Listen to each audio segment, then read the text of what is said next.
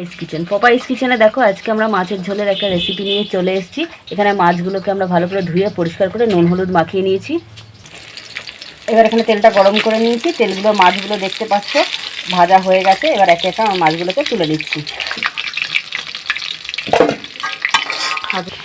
এরই সঙ্গে এখানে দেখতে পাচ্ছ পেঁয়াজ নিয়ে নিয়েছি, একটা গোটা টমেটো নিয়ে নিয়েছি, আর এখানে রসুনের কোয়া কটা নিয়ে নিয়েছি। এটা ভালো করে পেস্ট করে নেবো। পেস্টটা করে নিয়েছিলাম, ওটা আমরা মাছ ভাজার তেলের মধ্যে দিয়ে নিলাম। হ্যাঁ, এরই মধ্যে বাটি ধোয়া জলটাও অ্যাড করে দিলাম।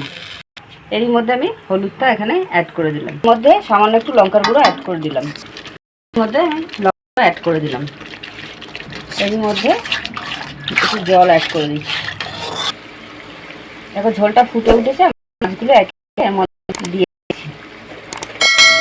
মাছের ঝোলটা রেডি হয়ে গেছে। এর মধ্যে আমরা একটু উপর থেকে গার্নিশিংয়ের জন্য ধনেপাতা কুচি দিয়ে দিলাম।